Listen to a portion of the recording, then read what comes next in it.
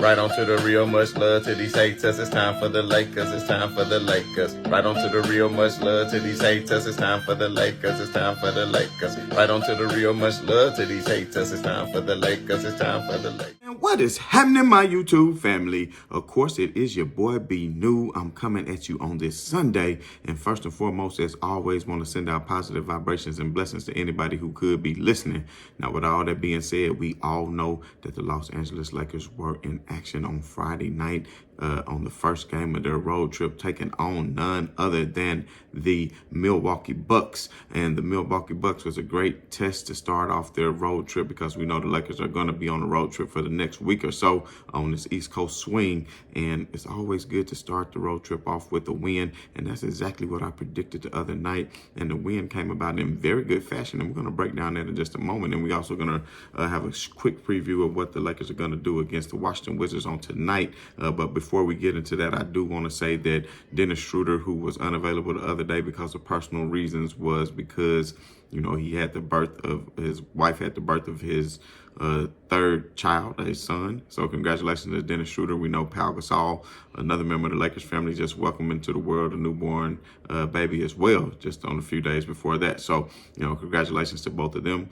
And I'm assuming, as far as I know, that Dennis Schroeder will be available for action tonight against the Washington Wizards. So his services will be useful. They could have been used the other night, but, you know, everything worked out just fine, even though Patrick Bev, yet again, was on my nerves, and we'll talk about that in just a little bit. But moving right along, so the Lakers, you know, did very well, and they really controlled their game from start to finish, except when Milwaukee went on a good run and was able to take the lead briefly in the fourth quarter. But for the Lakers, the way they responded was outstanding, and that just shows me that the Lakers are gelling as a team. I've been saying this the past few shows. Nobody believed me, but I kept saying that the Lakers are gelling, that they're coming together as a team. The role players are starting to play a lot better because of the newfound chemistry that they've gained together, and it took some time, and I said it was going to come together sooner or later. And I know that the Los Angeles Lakers, everybody wants them to make a trade, but I'm just keep saying not so fast. I think the Lakers are still good where they are. If they continue to gel, they're only going to get better. And right now, if you have a fully healthy LeBron James and a fully healthy Anthony Davis, I'll take them against anybody in a 7-game series all day long. It does not matter. If they are fully healthy, I say what's happening, especially if Anthony Davis continues to play like he is playing. And of course, LeBron James got nicked up again. He came out playing well, but I don't know if it was Ibaka, whoever it was, who rolled into LeBron James' ankle, their whole body. Once again, I mean, it was amazing he even finished the game the way he limped off the court, but yet Iron Man LeBron James laced him up, tied up his shoe extra tight, came back out. Didn't quite have that bounce, because I know on that transition play when Giannis blocked the ball, I think that's something that LeBron James would have normally yoked on, or at least attempted to yoke, but he just didn't have the ups anymore because, man, a high ankle sprain, and he had already hurt that the other night when he landed on somebody's foot, I think in the Portland game. So now you're talking about the same ankle. So with that being said, LeBron James is listed as questionable for tonight. I'm not sure if he will play. They might upgrade him to probable. He still could play when he's questionable, but they might upgrade him to probable later. I think if he can give it a go, he will. But at that same token, against the team, no knock against the Washington Wizards at all, but going against a lesser opponent, maybe he'll take the night off and let AD and company go ahead and handle business and bring home the victory. That way they can get ready for the Cavs, because I know he's going to be up for that game. And I think they play the Cavs on Tuesday night, and it might be on TNT. I'm not sure, but, you know, I know he's going to want to be fully prepared for that game. If that means taking today off, I'm not sure. But, of course, we all know that he does want that scoring title as well. So if he can play, you know he will play. That's just who LeBron James is. But let's get more back into that game. Like I said, when LeBron James and Anthony Davis are playing it the way they're playing, you got Anthony Davis dropped 44, 10, and 4. He was 18 out of 27, shot 67% from the field, and actually put up 3 3-point shots. And he made 2 out of 3. And one of the looks was a nice assist from LeBron. And those looks were good looks. I don't mind him taking threes when he's that wide open with no contest. I mean, especially if your jump shot already been falling. And I'm starting to believe what Anthony Davis said, because last year, when Anthony Davis was shooting any kind of jump shot, 15 foot, 17 foot, 18 foot, whatever, I was just like holding my breath like, is Anthony Davis really going to make this? Because it was not looking good. But he has said this season, and that's good. He didn't make excuses last season to let anybody know the injury that he was dealing with. But this season, he said, looking back on last season, he was dealing with the wrist injury that really caused for his shot to be off. And I'm telling you what, the shot has started back to fall. And if he can continually making those, because he made 6 or 7 of his field goal shots that he made were outside of the restricted area, and 2 of those being 3-pointers, shows me that Anthony Davis is starting to get back into a rhythm. And as long as he can be in a rhythm, I'm telling you what, the Lakers are going to be tough to deal with, especially on the defensive end. Now, I was a little bit off on my pregame analysis because I wanted Thomas Bryant to start and Anthony Davis to be at that 4, because I said, you know what, AD had to guard Brook Lopez just because of the size, and that LeBron James, I really didn't want him guarding Giannis. But I tell you what, they went with AD as the starter. They got caught on some switches at times, and even LeBron, even on the first play of the game, switched off onto Brook Lopez and did an adequate job on him. Brook Lopez threes were starting to fall too throughout the game, but for the most of the time, LeBron James was being a two-way player, and this was reminding me of some old school LeBron James, because I say he played excellent defense for the most part on Giannis throughout the game, because, especially considering after the injury and what LeBron James had to do on the offensive end of the floor. There was one play where Giannis did put LeBron in the spin cycle, used his power, and came down and handled his business and yoked, and LeBron James wanted to come back down, but Westbrook made a better decision and kept the offense going and didn't necessarily bring it through LeBron James, just for them to continue to score, which I thought was a great decision by Westbrook, because he was making, speaking of Westbrook, 2 games in a row with 0 turnovers, and LeBron James and Westbrook 0 turnovers during that game. So them taking care of the ball is key. The Lakers, I can't remember, they might have had only 6 or 7 turnovers for the game, which was big. But anyway, back to what I was saying. As far as, LeBron James' defense on Giannis, he did a great job. I think Giannis might have hit a couple of pull-up jumpers in his face where LeBron James gave him a little bit too much space, because, of course, LeBron is not going to allow Giannis to put it on the floor and get to the rim, so he will live with him taking those jump shots. So for the most part, LeBron James did an excellent job. I know Giannis got 40, but a lot of those points Giannis got was in transition. The Lakers actually played pretty good half-court defensive basketball, but their transition was not so good. They was letting the Bucks score way too easily, and then for a period of time, I think the waning minutes of the third quarter, like the last 3 or 4 minutes, I don't know why, but Ham decided to let LeBron James and Anthony Davis rest at the same time, and I think he had in Gabriel and Bryant, which against any other team is not so bad. But Giannis, I think 2 plays in a row got to the rim and got and ones, which really allowed them to get back into the game. Made it a lot closer game than what really it should have been, in my opinion, because whenever Anthony Davis and LeBron James was on the floor, the Lakers executed the offense perfectly. And what I noticed that they did a lot, especially in crucial times during the fourth quarter, because LeBron James had 12 or 14 in the fourth quarter, and AD had 10 or 12 in the fourth quarter. They scored the majority of the fourth quarter points like the beast that they supposed to be, like the dynamic duo that they supposed to be, looking more like the 2020 championship team. And like I said, everybody thought that they didn't have enough left in the tank, but I'm telling y'all what, I don't know if y'all seen this 70s movie. It's a 70s movie, man. It's a pimp. I think this pimp named, what was his name? Willie Dynamite. You know what I'm saying? At one point in the movie, I might have to get a cut and slice it in here later, but he said, you don't notice. I ain't gonna say the whole thing, but he said, you don't notice. You know what I'm saying? So LeBron James and Anthony Davis is putting these boys on notice. So I just want them to know, listen, man, y'all better wake up and realize what's going on around you, because the Lakers is about to go on a streak. They took care of business against Milwaukee. Now they're going to take care of business against the Wizards tonight. I look for them to take care of business against the Cleveland Cavaliers, because you know what? They had them early in the season, had them right where they wanted to, and blew the lead at the end. But that was before the role players and the team had already begun to gel. Think about it. It's a whole new system, whole new group of players. It's a whole lot of things going on. So with all that being said, after that, they got the Raptors.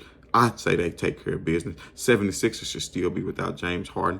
I don't know if is Maxey out. I think Maxey is still out. I think Tobias Harris is rendering his services to them at the current moment. So, but I still don't think that should be an issue. I predict another Lakers victory. And then, of course, the Detroit Pistons, who the Lakers already took care of once this year at home. So I think they're going to be taking care of them again. If I'm not mistaken, I think they did beat them at home already this year.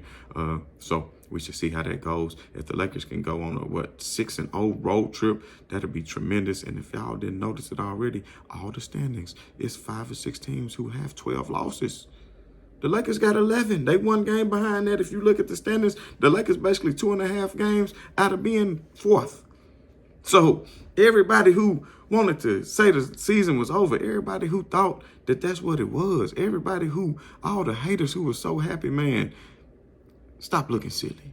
Stop wishing on the downfall of somebody else. You know what I'm saying? So, you know, personally, I don't think the Lakers should trade Westbrook. That's a $45 million expiring contract. What you gonna trade and get? Buddy Hill, I mean, listen, you got good enough role players right now to push through, to do what you got to do, and I think contend for a championship. Maybe make a small tweak here or there, but not giving up a $45 million salary, because Russell Westbrook's salary expired at the end of the year. That's $45 million coming off the books. I think you keep Russell Westbrook because he's continuing to get 10, 11 assists a game off the bench. That's huge. And if he can figure out how to play with LeBron James and AD, that's a big three. But then maybe next year he just doesn't get the $45 million. Westbrook, the type who like getting money, and if he go test the market and get his bread, that's another thing. But if you tell him, look, we'll give you about $20 million a year, 15, $20 million a year, he might take it. He already bought a new house close to LeBron James, right in his neighborhood out there in the hills of Bel Air or Brentwood or wherever the hell they is in those Hollywood hills. Wish I was there. But anyway, that's where they at. So, I can see Westbrook saying, you know what,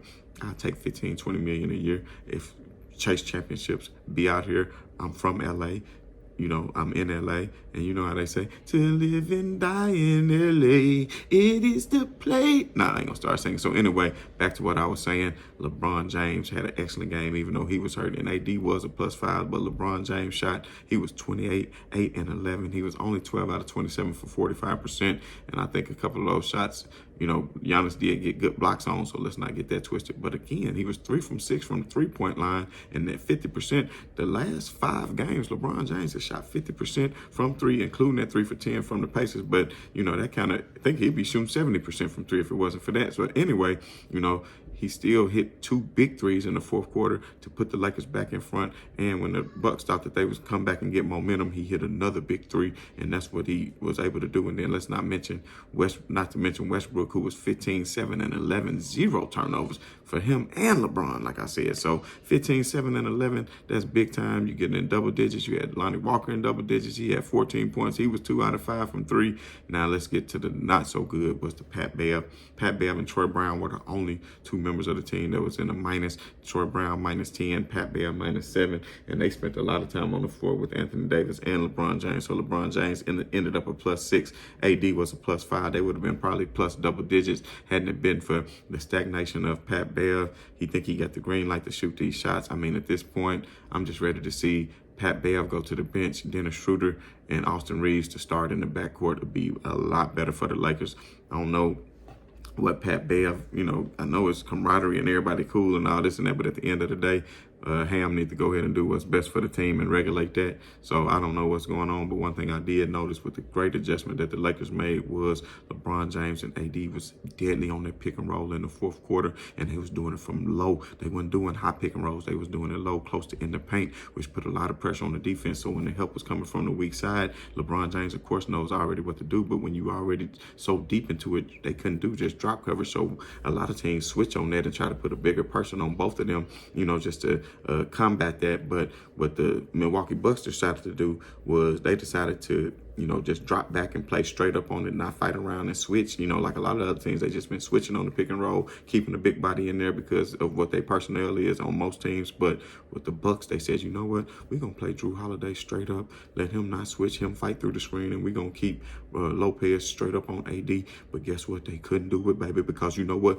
LeBron James continuously beat that pick and roll, and when he came around, he already so close to the bucket, it was jump, hook, shot, easy, jump, hook, shot off the glass, easy, little money, tiny mid-range, forcing them not to take such a long shot. And then when, that forces the people that can't lead a man. If they do, they got to come way over to help, and that's leaving wide open shooters in the corner. Thus, you had the Austin Reeves and the Lonnie Walkers of the world that's going to feast. So like I'm telling y'all, man, y'all better wake up and recognize what's going on around you, because the Lakers is about to go on a tear.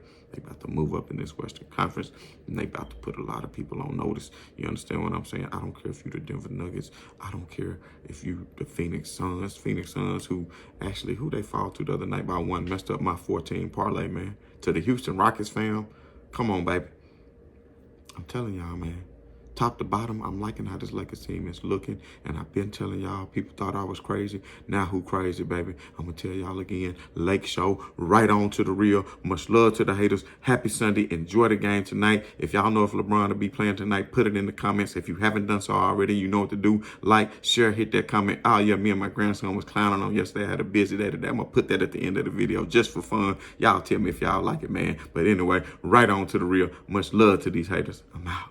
This is everybody right here last night who was talking about the Bucks was going to win. You got a big mouth. You know what I'm saying? They got a real big old mouth thinking the Bucks was going to win. Well, shut your big mouth up, baby, because now you see who back. I told y'all, do they got a big mouth, grandson? Yeah, that a Lake Show, baby. Lake Show, baby. Everybody crying because them Bucks lost last night. Man, wipe them tears away, baby. It's all about the Lakers, man. Y'all stop crying. I told y'all we back, baby. I told y'all. Why they crying? This what they looking like. Is this what they looking like? Don't look so sad. They know it's over. Look, everybody who said the Lakers was sorry, this what y'all looking like. Like Pinocchio, y'all lying. What they looking like, Donnie? What they looking like, baby? Tell them. What they looking like? Lying. Don't be mad lying on them Lakers, man. Knowing what the deal was, baby. Knowing what it was.